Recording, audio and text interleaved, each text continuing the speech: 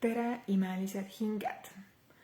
Tahaksin täna jagada endaga ühte isiklikku mustri avastamise programmi, millele ma siis praegu mis tuli siis praegu nii hästi avalikuks, et ma ei saanud seda enam ignoreerida.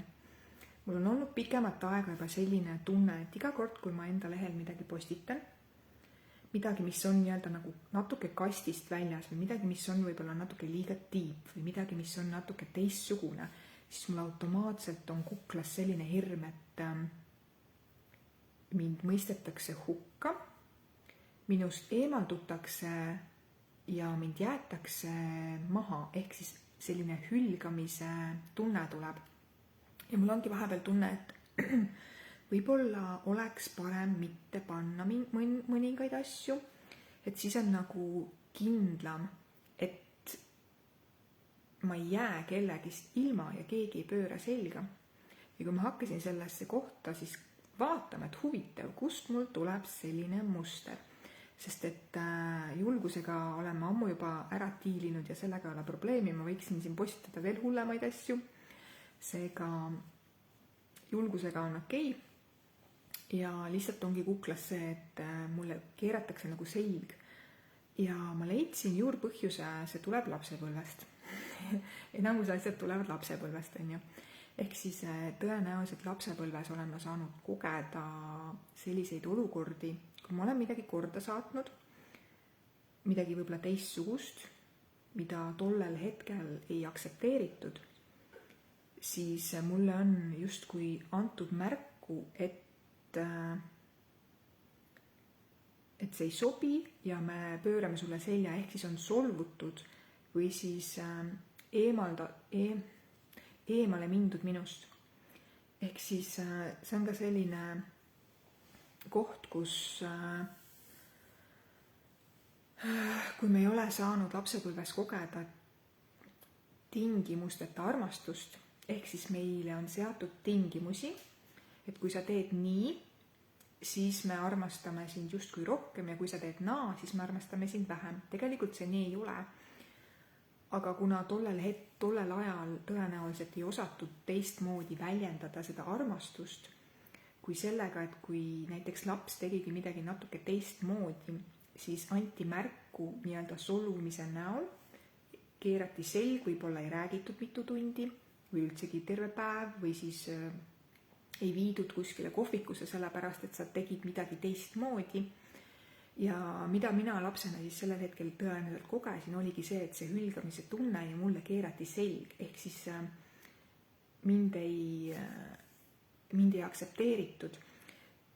Ja ma saan aru, et väga kaua aega olen mina elanud sellises mustris, et ma oleksin, et parem on olla nähtamatu, parem on teha asju, mida kõik aktsepteerivad, lihtsam on kõigile meeldida ja olla justkui selline raamides,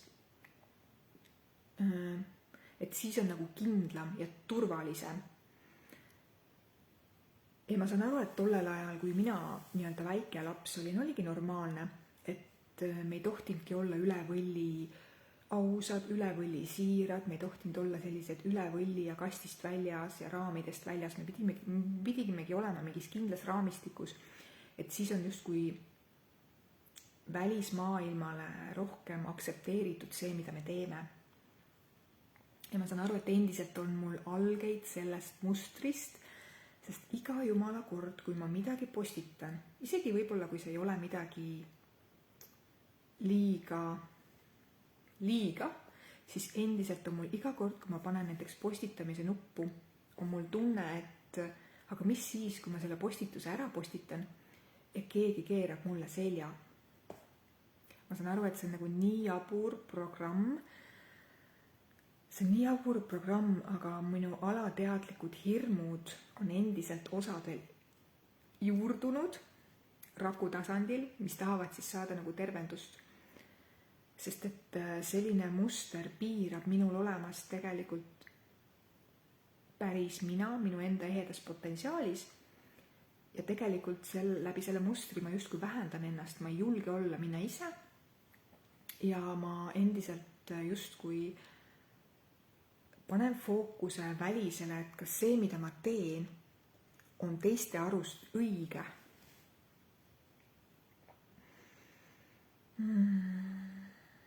Et selline programm tuli mulle praegu täna nähtavale. Ma tegelen sellega edasi, sellepärast et ma ei tahaks selliseid programme, mis mind nii-öelda kammitseksid. Tahaks lihtsalt täiesti sellist puhast kohta igal tasandil, võimalikult puhast kohta. Ja ma saan aru, et see on nii jabur muster, aga see muster nagu kohati nagu täiega ängistab mind, nagu tõsiselt ängistab mind. Ja ma üritangi nüüd vaadata selle sisse, et kuidas ma saaksin selle koha puhtaks saada enda sees.